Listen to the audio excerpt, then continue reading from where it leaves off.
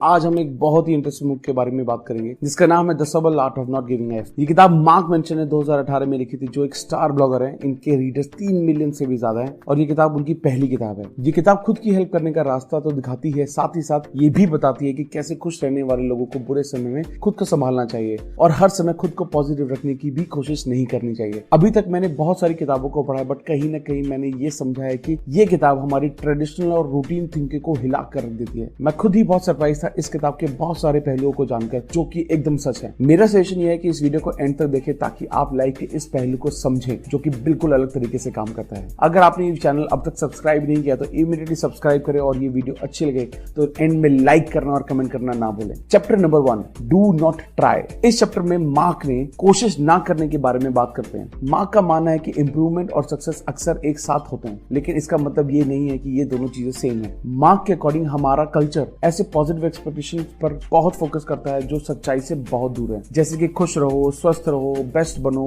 तेज, होशियार, अमीर, ज्यादा काम करने वाले बनो। लेकिन जब हम शांति से बैठकर इस बारे में सोचते हैं तो सभी पॉजिटिव चीजें असलियत में उन चीजों पर जोर देती है जो हमारे पास नहीं है। उदाहरण के लिए हमारे पास पैसे कमाने के तरीकों के बारे में सीखते हैं क्योंकि हमें लगता है कि हमारे पास पहले से ही इनफ पैसा नहीं है। हम रिलेशनशिप पर सलाह लेते हैं क्योंकि हमें लगता है कि हमसे कोई प्यार नहीं करता। हम ज्यादा सक्सेसफुल होने के बारे में सोचते हैं क्योंकि हमें लगता है कि हम बहुत सक्सेसफुल नहीं है। मार्क का कहना है कि कॉन्फिडेंट इंसान को कभी ये साबित करने की जरूरत नहीं कि वो कॉन्फिडेंट है। एक अमीर इंसान को किसी को ये समझाने की जरूरत नहीं होती कि वो अमीर है। या तो आप होते हैं या आप नहीं होते। लेकिन अगर हर समय किसी चीज का सपना आप देख रहे हैं तो एक और सच्चाई बार बार मजबूत कर देते हैं कि वो चीज हमारे पास नहीं है। बहुत ज्यादा चीजों के लिए परेशान रहना या सब चीजों से फर्क पड़ना हमारी मेंटल हेल्थ के लिए खतरनाक है। एक अच्छी जिंदगी ज्यादा चीजों के लिए परेशान रहना नहीं है, बल्कि कम चीजों के लिए परेशान होना है। केवल उन चीजों के लिए फर्क पड़ना चाहिए जो सही है और हमारे लिए बहुत जरूरी है। माँ कहते हैं कि जब हम हमेशा सही चीजें करने को लेकर परेशान रहते हैं तो आखिर में इसलिए परेशान रहने लगते हैं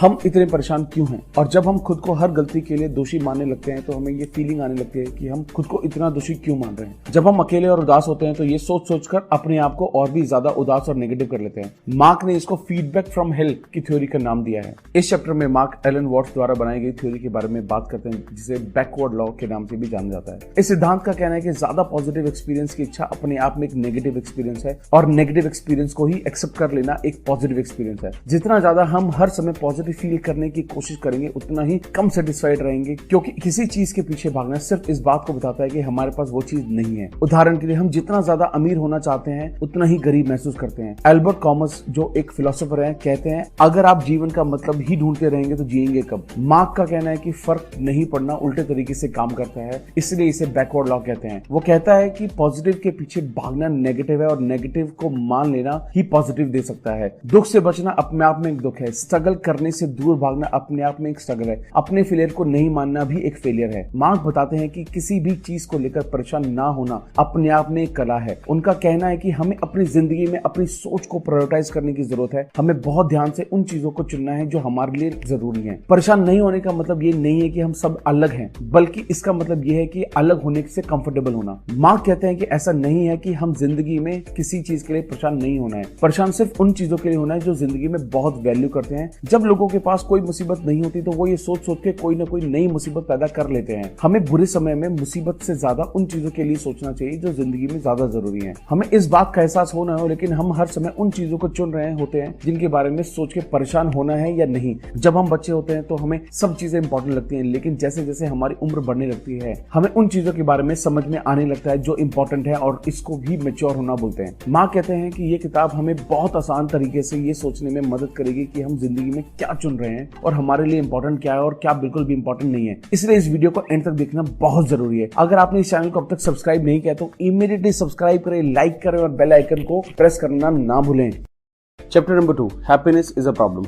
इस चैप्टर में मार्क बुद्धा की स्टोरी के बारे में बताते हैं कि उन्होंने ज्ञान को पाया और ये बताया कि सेटिस्फैक्शन ना मिलना हमारे शरीर का एक हिस्सा है और लगातार खुशी पाने में मदद करता है। दुख हमारी बॉडी के लिए बहुत यूजफुल है और इसके ही जरिए नेचर को चेंज करने की इंस्पिरेशन भी मिलती है। हम उन चीजों से खुश नहीं होते जो हमारे पास है, बल्कि उन चीजों को लेकर दुखी होते जो हमारे पास नहीं है। दो तरह के पेन होते हैं, एक है फिजिकल पेन और दूसरा है साइकोलॉजिकल पेन। उनका कहना है कि फिजिकल पेन जरूरी है क्योंकि वो हमें बताता है कि हमारे लिए क्या अच्छा है और क्या बुरा। फिजिकल पेन हमें अपनी लिमिट में रहना सिखाता है। साइकोलॉजिकल पेन हमेशा हमारे लिए बुरा नहीं होता, बल्कि वो हमारे लिए जरूरी और हेल्दी है। जब हमें रिजेक्शन और फेलियर मिलता है तो हमें इमोशनल पेन होता है, जो हमें फ्यूचर में सेम गलतियां ना दोहराने सिखाता है। प्रॉब्लम कभी नहीं जाती, बल्कि वो बस समय के साथ बेहतर होती रहती है। कभी भी ऐसी लाइफ की उम्मीद ना करें जिसमें कोई प्रॉब्लम नहीं होगी, बल्कि हमें ऐसी लाइफ की उम्मीद करनी चाहिए जिसमें बेहतर प्रॉब्लम्स होंगी। प्रॉब्लम सॉल्व करने से हमें खुशी मिलती है। जब हम अपनी प्रॉब्लम्स को सॉल्व करने से दूर भागते हैं और सोचते हैं कि प्रॉब्लम है ही नहीं, तो हम अपनी जिंदगी में सबसे बड़ी गलती कर रहे होते हैं। खुश रहने के लिए जरूरी है कुछ ना कुछ ऐसा होना जिसे सॉल्व किया जा सके। खुशी हमारी प्रोग्रेस के लिए किए जाने वाला एक कांस्टेंट एक्शन है। माँ कहते हैं कि प्रॉब्लम्स को सॉल्व करना एक सिंपल सा काम है, लेकिन कुछ लोगों के लिए बिल्कुल भी सिंपल नहीं है। ऐसा दो रीजंस की वजह से होता है। सबसे पहला रीजन ये है कि लोग ये मानते ही नहीं कि उनकी जिंदगी में कोई प्रॉब्लम है। वो हमेशा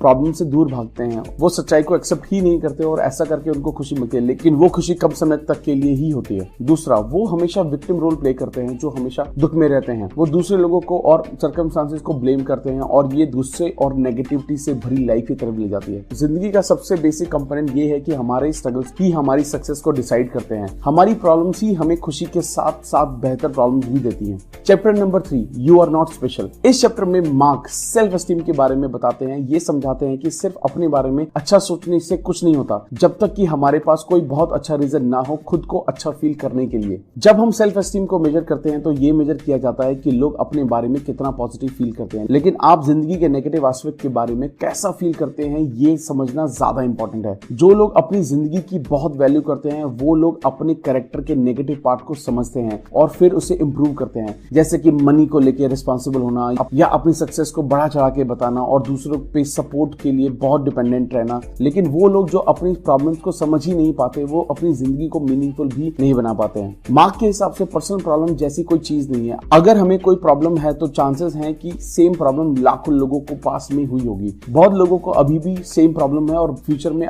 बहुत सारे लोगों को सेम प्रॉब्लम होने वाली है। इसका सिर्फ एक मतलब है कि हम लोग स्पेशल नहीं है। किसी भी चीज में बेस्ट बनने के लिए हमें उस चीज को अपना बहुत सारा टाइम और एनर्जी देनी होती है, क्योंकि हमारे पास लिमिटेड टाइम और एनर्जी है, इसलिए हम हर चीज में बेस्ट नहीं कर पाते। एक फेमस कोट के हिसाब से हम सबकी किस्मत में कुछ ना कुछ बड़ा करना लिखा होता है, लेकिन अगर हम सब लोग एक्स्ट्रा ऑर्डिनरी बन जाएंगे तो एक्स्ट्रा ऑर्डिनरी की डेफिनेशन भी चेंज हो जाएगी। Chapter number 4, value of suffering. Mark का कहना है कि दुख जरूरी है और इससे बचना मुश्किल है। हमें ये नहीं पूछना चाहिए कि मैं इस दुख से कैसे बच सकता हूँ, बल्कि ये पूछना चाहिए कि मुझे ये दुख क्यों है और मेरे इस दुख का कारण क्या है। दुख के कारण को समझने के लिए खुद को जानना बहुत जरूरी है। माँ कहते हैं कि खुद को जानना एक अनियन की तरह है जिसकी बहुत सारी लेयर्स होती हैं। इस अनियन की पहली लेयर है खुद को समझना, जैसे कि क्या चीज मुझे खुशी देती है, किस चीज से मुझे दुख होता है और क्या चीज मुझे उम्मीद देती है। खुद को जानने की दूसरी लेयर है कि ये समझना कि मुझे ऐसी फीलिंग महसूस क्यों होती है। ये लेयर उन इमोशंस को जड़ से समझने में मदद करती है जो हमें घेरे रहते हैं। एक बार अगर इमोशंस की जड़ पकड़ में आ जाए तो हम उन्हें चेंज कर सकते हैं। खुद को जानने की तीसरी लेयर है हमारे पर्सनल वैल्यूज, जैसा कि कुछ चीजों को हम सक्सेस या फेलियर क्यों मानते हैं, हम अपने आप को कैसे तोलते हैं, किस बेसिस से हम अपने आप को और अपने आसपास के लोगों को जज करते हैं। ये लेयर इंपॉर्टेंट है क्योंकि हमारी वैल्यूज हमारी प्रॉब्लम के बारे में बताती हैं और हमारी प्रॉब्लम्स हमारी लाइफ की क्वालिटी के बारे में बताती हैं। Chapter number 5, you are always choosing. कोई भी प्रॉब्लम हमारी लाइफ के लिए पेनफुल होगी या पावरफुल, इस बात पे डिपेंड करता है कि उसको किस सेंस में चूज करते हैं और उसकी रिस्पॉन्सिबिलिटी लेते हैं। जब हमें लगता है कि हम अपनी प्रॉब्लम्स को खुद ही चुनते हैं तो हमें बहुत पावरफुल महसूस होता है, लेकिन जब हमें लगता है कि प्रॉब्लम्स को हमारी मर्जी के बिना हमारे ऊपर थोपा गया है तो हम बहुत ही दुखी महसूस करते हैं। मार्क का कहना है कि जितना ज्यादा रिस्पॉन्सिबिलिटी हम अपनी लाइफ की लेते हैं उतनी ज्यादा हमें पावर मिलती है। प्रॉब्लम को एक्सेप्ट करना ही प्रॉब्लम को सॉल्व करने का पहला स्टेप है। हमारे कल्चर में रिस्पॉन्सिबिलिटी और फॉल्ट अक्सर एक साथ आते हैं, इसलिए बहुत सारे लोग अपनी प्रॉब्लम्स की रिस्पॉन्सिबिलिटी लेने से कतराते हैं, क्योंकि रिस्पॉन्सिबिलिटी लेने का मतलब अपना फॉल्ट भी मानना है। हमारी सिचुएशन के लिए कोई भी रिस्पॉन्सिबल नहीं होता, बट हम खुद होते हैं। बहुत सारे लोग खुद को दुख देने के लिए ब्लेम कर सकते हैं, लेकिन कोई भी हमारे दुख के लिए रिस्पॉन्सिबल नहीं है। ये हमेशा हमारी चॉइस होती है कि हम चीजों को कैसे देखते हैं और उन पर कैसे रिएक्ट करते हैं। हम सबको सक्सेस और खुशी की रिस्पॉन्सिबिलिटी लेना तो पसंद है, लेकिन अपनी लाइफ की असली इंप्रूवमेंट वो है जब हम अपनी प्रॉब्लम्स की भी रिस्पॉन्सिबिलिटी लेते हैं। Chapter number 6, you are wrong about everything, so am I. Mark इस चैप्टर में बताते हैं कि हम लोग अपनी पूरी जिंदगी में ऑलमोस्ट सब चीज़ों के बारे में गलत ही सोचते हैं। हम अपने और दूसरे के बारे में, सोसाइटी एंड कल्चर के बारे में, दुनिया और यूनिवर्स के बारे में, इनफैक्ट सब चीज़ों के बारे में गलत होते हैं। लोग खुद को हर सिचुएशन में सही साबित करने के चक्कर में जिंदगी जीना भूल जाते हैं। लोग कहते हैं कि उनको फेल होने से, रिजेक्शन से या किसी के ना कहने से डर लगता है, मगर ऐसा नहीं है। रिजेक्शन और फेलियर एक बुरा एहसास है, लेकिन कुछ ऐसी चीजें जिन्हें हम छोड़ना ही नहीं चाहते। अनसर्टेनिटी हमें अपने आप को जज करने से भी बचाती है।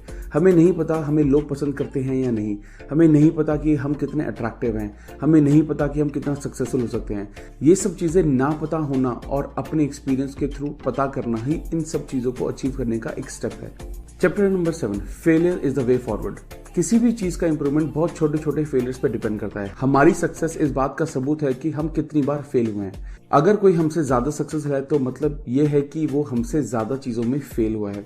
अगर कोई हमसे भी बुरा है तो मतलब उसने अभी तक वो सब चीजें एक्सपीरियंस नहीं की हैं जो कि हमने की है। जब एक छोटा बच्चा चलना सीख रहा होता है और वो कई बार गिरता है और खुद को चोट लगवा लेता है, तो इस टाइम कभी भी वो ये नहीं सोचता कि उसे चलना नहीं चाहिए या मैं इसमें अच्छा नहीं हूँ। एक टाइम आने पर हम में से कई लोग ऐसे पॉइंट पर पहुंच जाते हैं जहां हम फेल होने से डरते हैं। हम उन चीजों में सक्सेसफुल हो सकते हैं जिनमें हम फेल होने के लिए तैयार हैं। अगर हम फेल होने के लिए तैयार नहीं है तो इसका मतलब ये है कि हम सक्सेसफुल होने के लिए भी तैयार नहीं है। बहुत सारे लोग जब किसी तरह का गुस्सा या दुख फील करते हैं तो वो ये सब छोड़कर उस फीलिंग को और स्ट्रॉन्ग करने में लग जाते हैं। उनके पास एक गोल होता है कि फीलिंग गुड वाली स्टेट में जल्दी से जल्दी पहुंच जाएं, चाहे उस स्टेट में बहुत सारी बुरी वैल्यूज के ना हो। अगर किसी प्रॉब्लम में अटके हुए हैं तो बस उस पर बैठकर उसके बारे में सोचते मत रहो, उस पर काम करना शुरू कर दो। अगर तुम्हें नहीं पता कि तुम क्या कर रहे हो तो भी कुछ न कुछ करते हुए आप अपने आंसर्स और उसके सॉल्यूशन तक पहुंच जाओगे। एक्शन करना हमेशा कंट्रोल में होता है, लेकिन हम अपनी खुद की इंस्पिरेशन बन सकते हैं। अगर हम सिर्फ एक्शन करने को ही सक्सेस का मैट्रिक्स बना लें तो फेलियर हमें लाइफ में आगे बढ़ाता है। Chapter number 8, importance of saying no.